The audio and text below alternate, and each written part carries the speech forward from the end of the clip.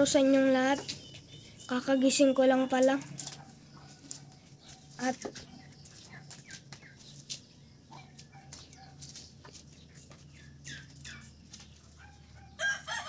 ngayon nga pala magigiling kami ng mga halamang gamot at sapal ng taho.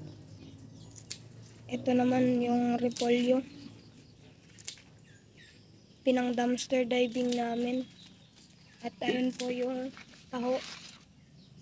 Hiningi lang namin sa mantataho. 2 na binigay.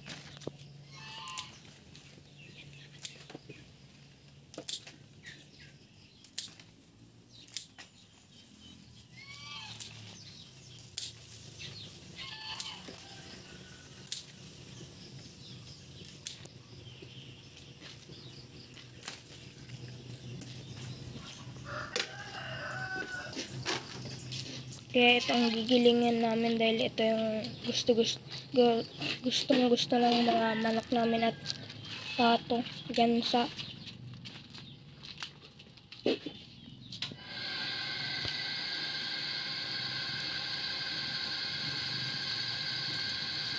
Yan nga laro ano yan? Ano nga yan? Insulin plant. At yan naman po yung insulin plant.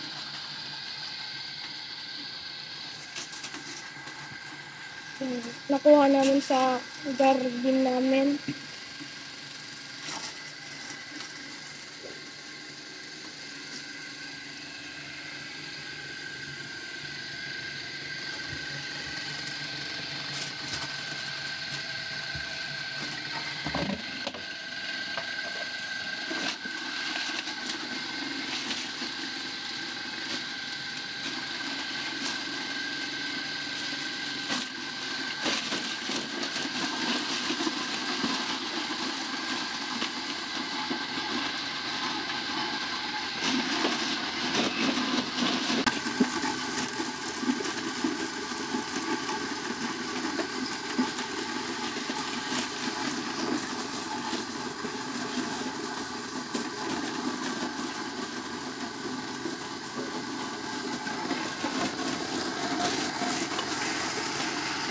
Ito yung repolyo.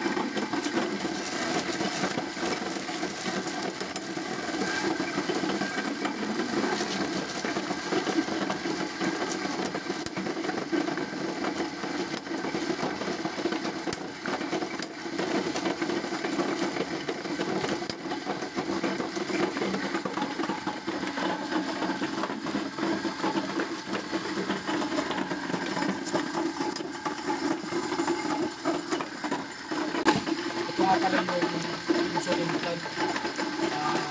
Isa itong halamang gamot ang gamot ko may mga diabetes. Bali, ninunguya ito. Ninunguya lang ito. Minsan ginagawang tea.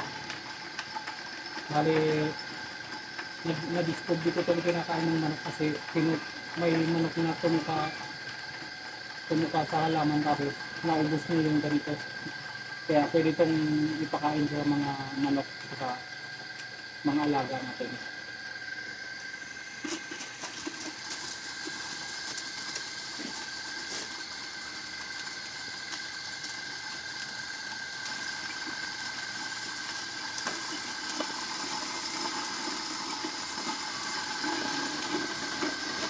Yan guys, uulitin na lang natin dahil yung iba ay hindi pa na gigiling na pino talaga.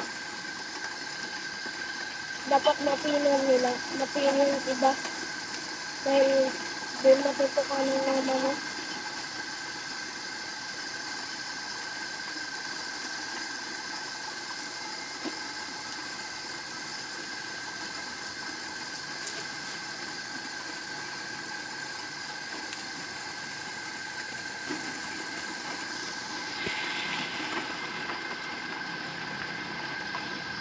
So, ito naman pala yung sapal ng taho.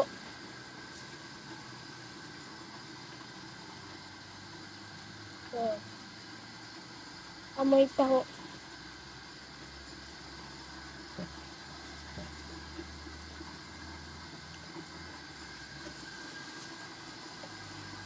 Ayan, dalawa yan.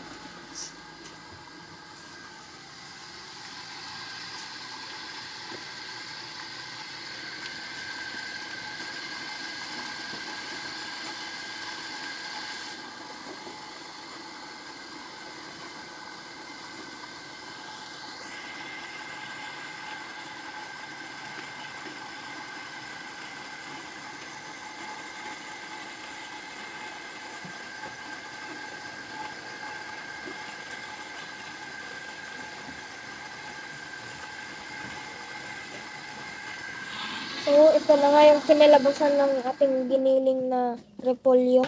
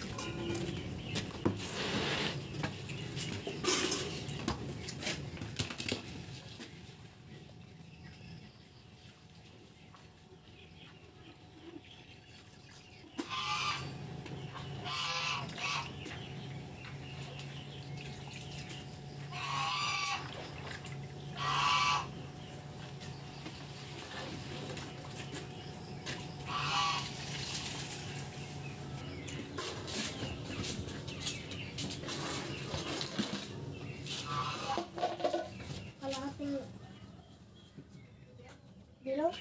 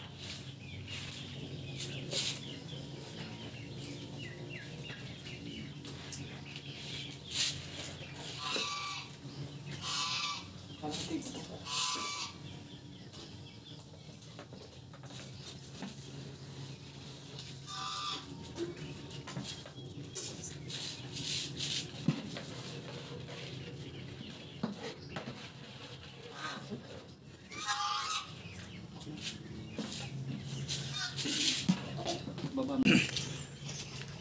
Bale, ito nga pala yung pakain namin sa mga pato sa ganso. Ang ginagawa namin is wet feeding para mas madaling matunaw. Saka mas gusto nila yung basa. Ito na yung pinaghalong sapal ng soya, yung gulay na repolyo, yung halamang gamot na insulin, saka yung DIY feeds.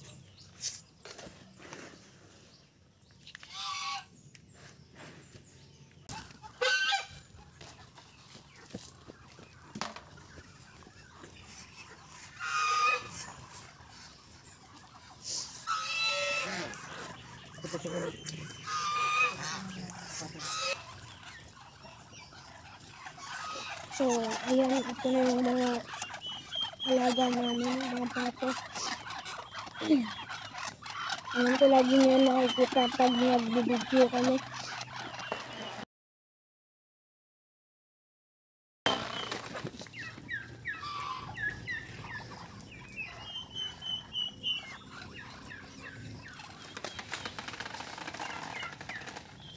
Tumban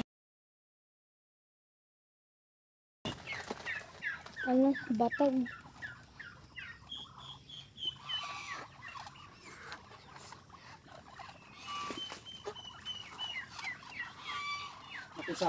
Nakasali rin yung yung lakatan, puno ng lakatan. Gusto niya ata ma-picture.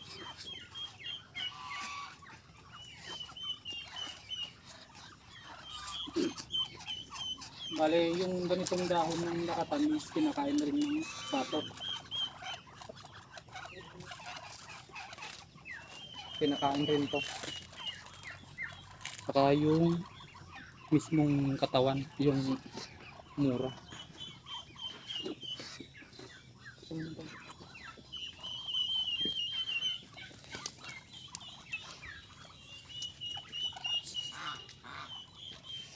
Talagang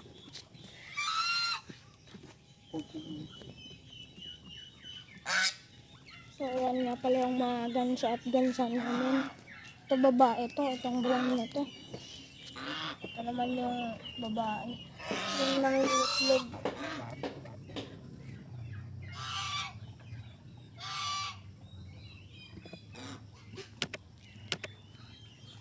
Itong lalaki to.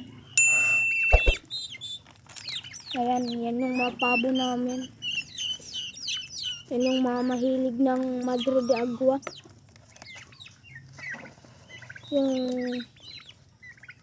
baka sa susunod yun na yung sunod na halamang gamot namin na i-video, vlog. Nagigilingin. Minsan na lang kasi namin yung nagigiling eh.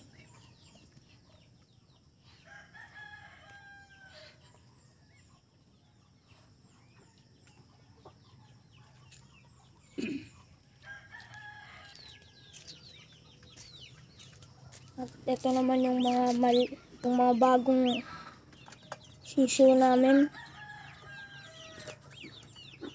3 dyan yung mga gansa. Ay, 4 na pala yung gansa dito. At 2 naman tong Shamu. Yung 2 bago.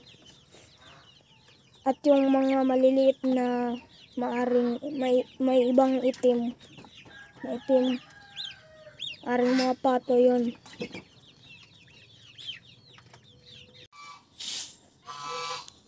ganun lang yung proseso namin ng pagpapakain ng may halong repolyo, insulin plant, saka yung sapal ng soya.